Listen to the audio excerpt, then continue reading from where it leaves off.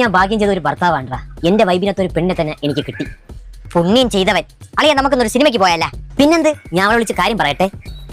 Hello മോളു, ഞാൻ വീട്ടിൽ വരാൻ വൈകും. എന്റെ കൂട്ടുകാരത്തൊരു സിനിമയ്ക്ക് പോണ്. ഹലോ, കട്ട് ചെയ്തടാ. അതാ വീണ്ടും വിളിക്കണം.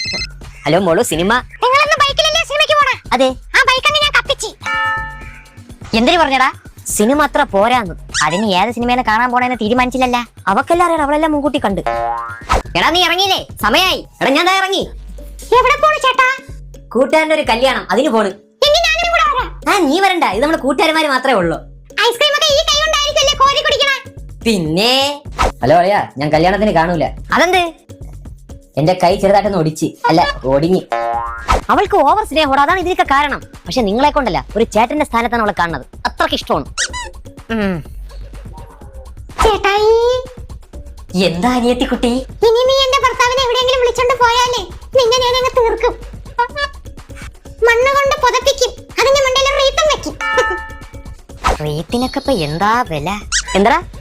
അല്ല, നിന്റെ ഭാര്യ റീത്തേ എന്റെ അനിയത്തിക്കുട്ടി. ആ അല്ല, നീ ഇന്നലെ രാത്രി എവിടെ പോയിരുന്ന? ഒറ്റയ്ക്ക് ഒരു സിനിമ കാണാൻ പോയതാ? ചിങ്കനാണെന്ന് പറയാം കാണണമെങ്കിൽ.